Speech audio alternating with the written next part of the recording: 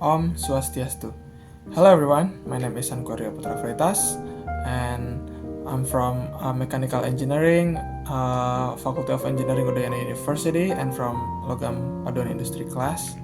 And in this video, I will present to you about Chapter 2, Mechanical Behavior, Testing and Manufacturing Properties of Materials. Okay, so next. Okay, so in manufacturing, shaping material always involve force, where a hammer is press hot metal into shape, or rolling where thick slabs of steel are squeezed into the thin sheets of scar. So the extrusion is pushes aluminum through a die to make a frame. Drawing stretches wire for electrical cables. For example, is forging, extrusion, rolling, and drawing, and can be done at room or elevated temperature. And understanding the mechanical behavior of a key is a key for a product. Okay, that's also the speed of processing can change. Like hydraulic presses move slowly, but stamping presses move extremely fast. So the way material reacts depends not only on the load but also on the temperature and speed. That's why mechanical behavior is so important. If we don't understand it, we might choose the wrong material and the product would fail. That's for the introduction of to mechanical behavior. And next, okay, so this is the tension test or the fundamentals. So the tension test is the most common test in material because from one simple test we can get a lot of valuable information. So in this test we take a specimen, usually cylindrical or flat, and pull it until it breaks. As the specimen is stretched, we record how much load it can carry and how much it elongates. So from this, we can see the elastic modulus, like in the figure 2.2, also in the figure 2.1. Also, you can see the elastic modulus is we can tell how stiff the material is. The yield strength. We can point where the permanent deformation, where the deformation is going. The ultimate tensile strength, like you can see on the figure 2.2 or UTS, and also the ductility and how much it can stretch before breaking, or we can see it as necking.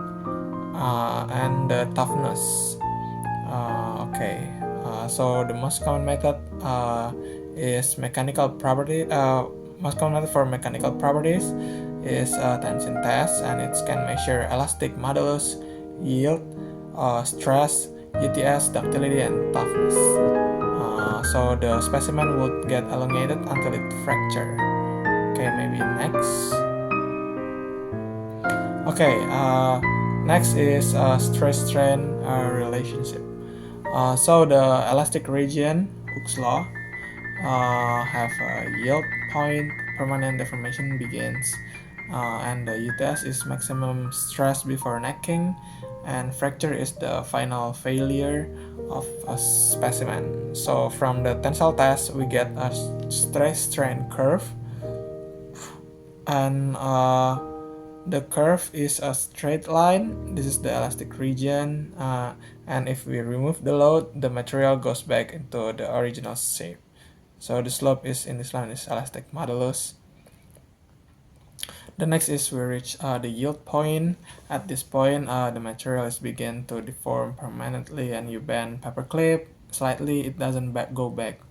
You have passed the yield point. So as we keep pulling, the stress is increased until it reaches the ultimate tensile strength or UTS, the highest point of the curve. After that, the specimen starts to neck or get rimmer get thinner in the middle, and finally it breaks the curve. Uh, so the figure schematic illusion of the loading and unloading the tensile. So you can see there is a elastic recovery, strain, permanent deformation, stress, and load unload. And in the figure 2.4, we can see the approximate relationship between elongation, tensile product of area, various group of metals, and reduction area. There is several material, copper and its alloy, stainless steel, aluminum, and low carbon. Okay, next. So the effect of temperature. So the stress strain relation is still the stress strain relationship. You can see here. The true stress psi, the true strain E, the maximum load is different. So from the elongation curve in the tension testing of stainless and steel specimen, engineering stress engineering and strain curve, and the figure 2.6, the true stress true. Okay, next. Okay, so the effects on stress behavior, when the temperature is up, the ductility is up and toughness is up, but the yield stress is down. The higher strain rate is hardening the stronger material and the important for selecting material process speed. If we increase the temperature, the most metal become softer and more ductile. They can bend more without breaking, but their strength and stiffness go down.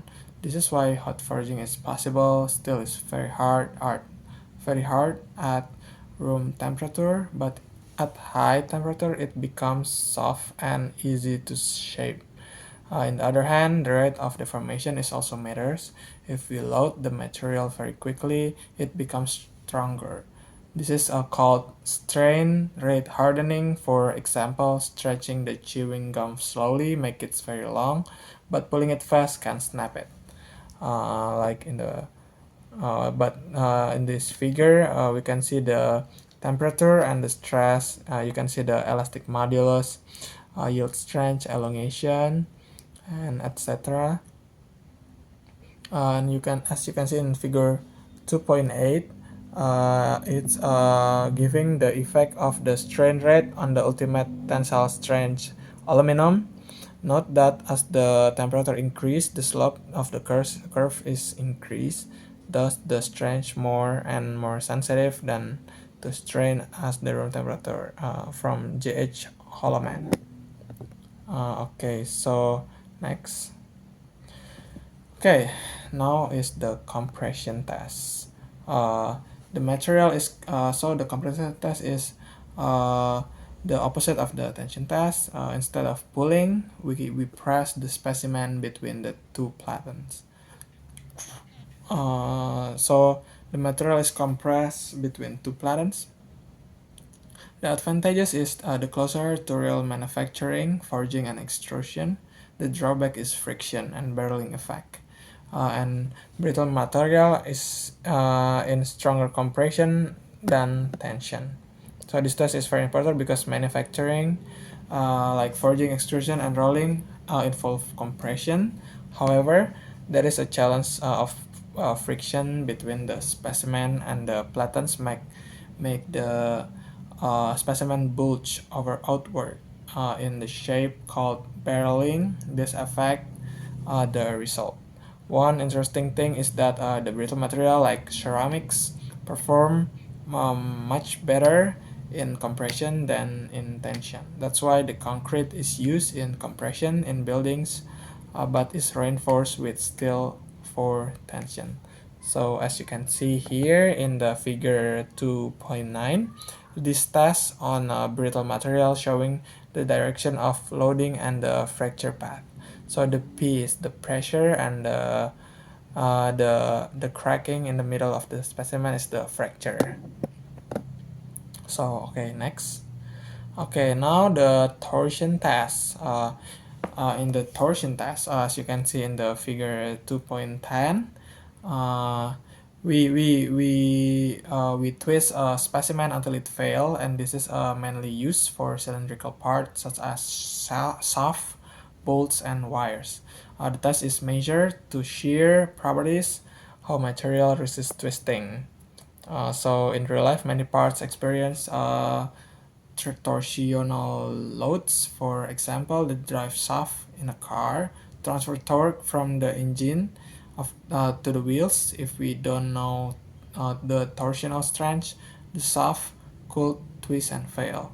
So the measure shear properties of material used for shaft, bolts, and cylindrical specimen, and also shear stress and strain determined from torque and the angle of the twist. Okay, next. Okay, next is the bending test. The bending tests are mostly used for brittle materials such as ceramics and glass, which are difficult to test in tension. As you can see here in the figure 2.11, there are two bend test methods for brittle material: 3-point bending, A 3-point bending, and B 4-point bending. The areas also beam represent the bending moment diagram described in text of mechanics of solids. Note the region of constant maximum bending, and B contrast the maximum bending. So the 3 is, you can see the arrow, there is only 3 pressure, and 4, you can see the arrow, there is 4 pressure. So there are two common methods, the 3-point bending where the load is applied in the middle, and 4-point bending where the load is applied at 2 points. The stress at which the specimen is break is called the modulus of rupture. This test is useful because the brittle materials often fail from surface defects, and bending tests show their real strength. Okay, next is the hardness. So the hardness is the resistance of material to indentation or scratching. It's widely measured because it's quick, simple, and give us an idea of the material strength and wear resistance. There are different methods. There is a Brinell test. There is a Brinell test which use a steel or carbide ball press into the surface.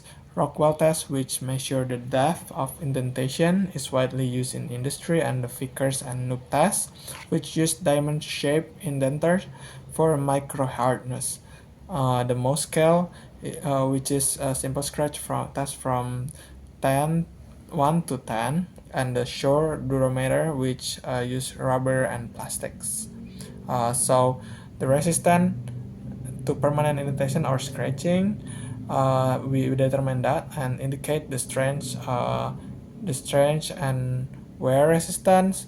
Common tests like Brinell, Rockwell, Vickers, Knoop, and Mohs. And as you can see in the figure 2.12, the selected hardness tester, A is Micro Vickers hardness tester, B is the Rockwell hardness tester.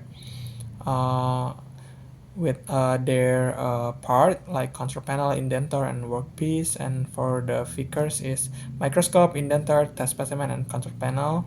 And then the C is durometer, and the D is leap tester. Okay, maybe next.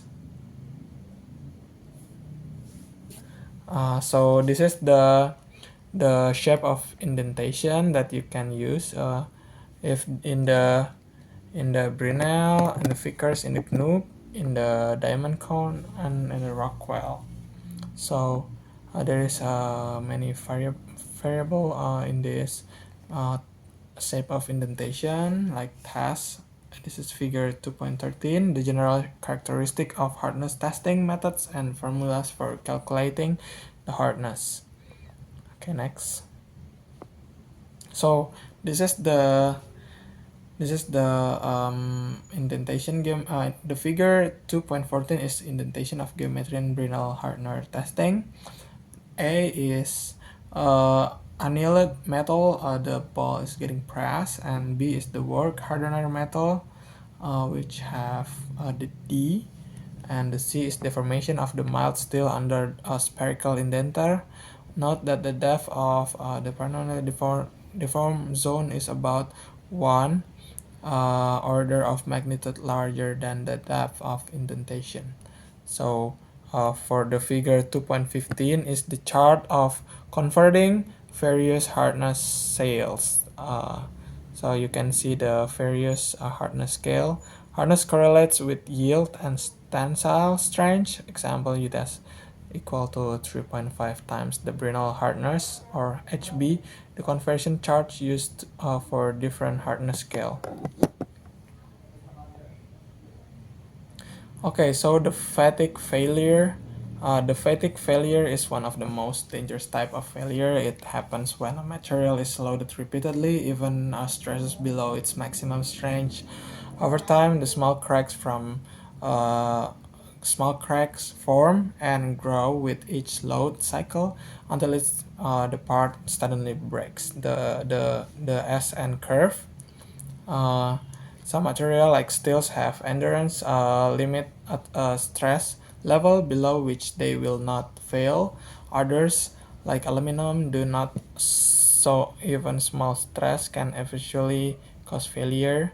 So failure due to cyclic repeating loads. Cracks grow with each cycle as an curve and endurance limit. And as you can see here in the figure 2.17, ratio of endurance limit to tensile strength for various metals, as a function of tensile strength. Because aluminum does not have endurance limit, the correlation for aluminum are based on a specific number of cycles. And the figure 2.16 is the typical SN curve for two metals. Not that unlike steel, aluminum does not have endurance limit, and the B is SN curve for common polymers. So A and B is two typical SN curve. Okay, next. Okay, the creep behavior. So creep is when a material is slowly deformed under a constant load over a long period of time, usually at high temperature. The creep curve has three stages.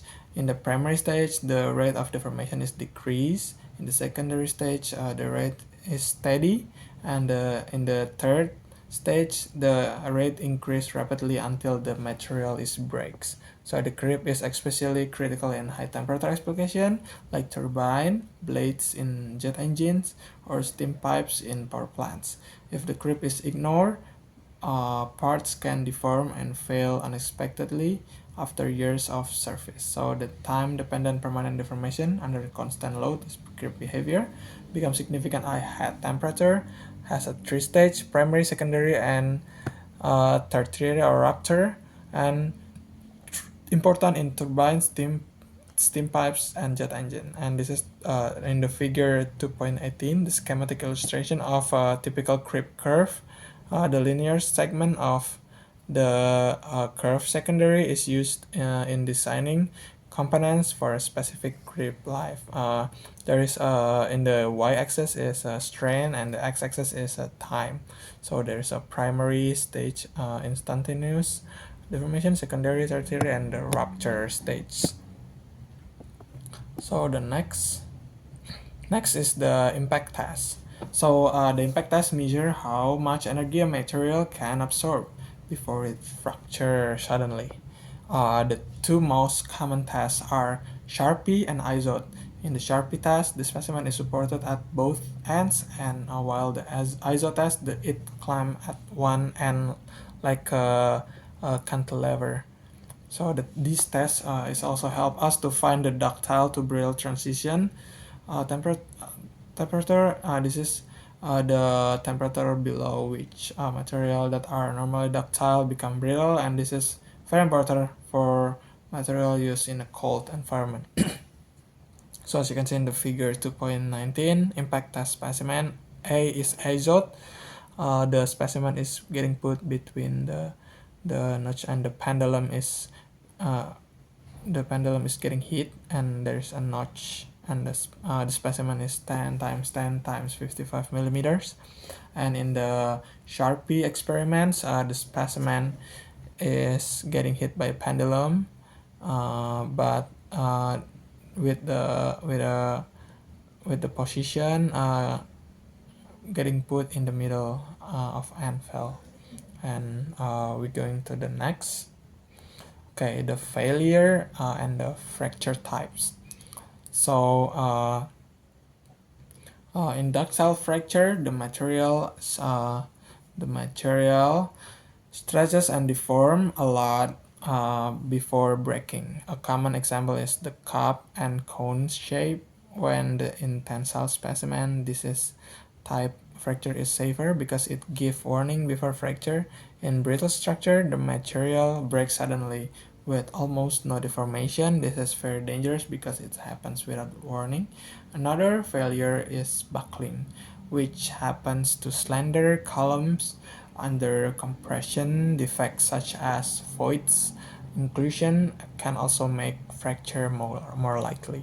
So the figure 220 schematic illustration of types of failures in the materials. Necking and fracture ductile material. B, buckling of ductile material under a compressive load. And the C is fracture of brittle materials compression. D is cracking on the barrel surface.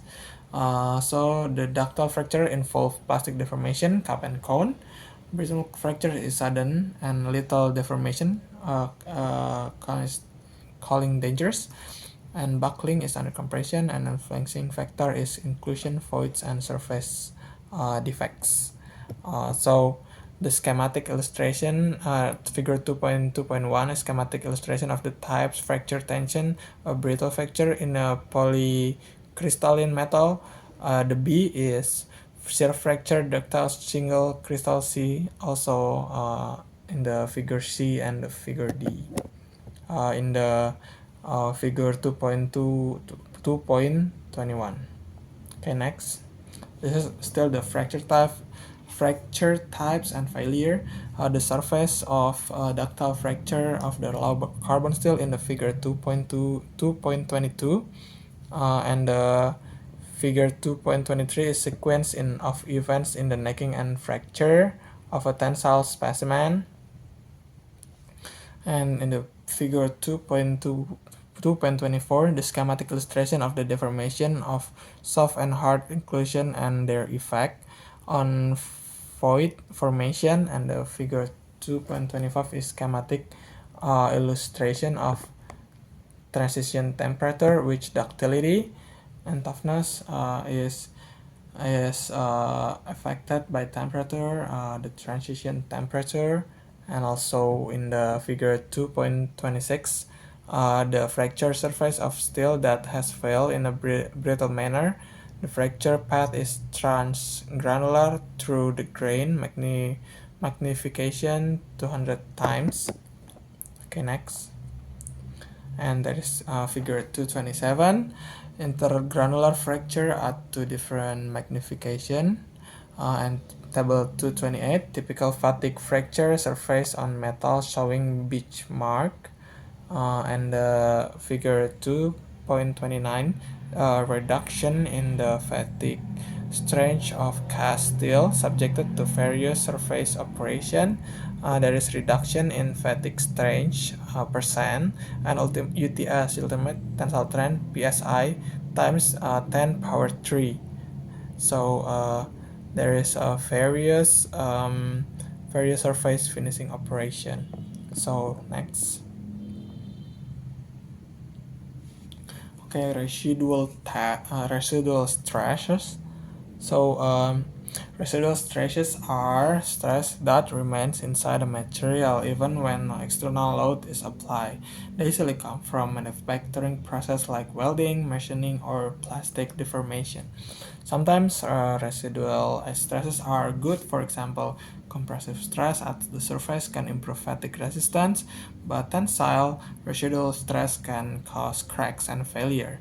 Residual stress can be reduced through heat treatment called stress relief annealing or by allowing the material to relax over time. So the figure 2.30 is residual stress developed in a bending a beam having a rectangular cross section.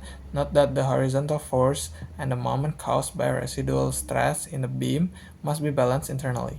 And in the figure 2.31, distortion of a path with residual stress after cutting or sliding.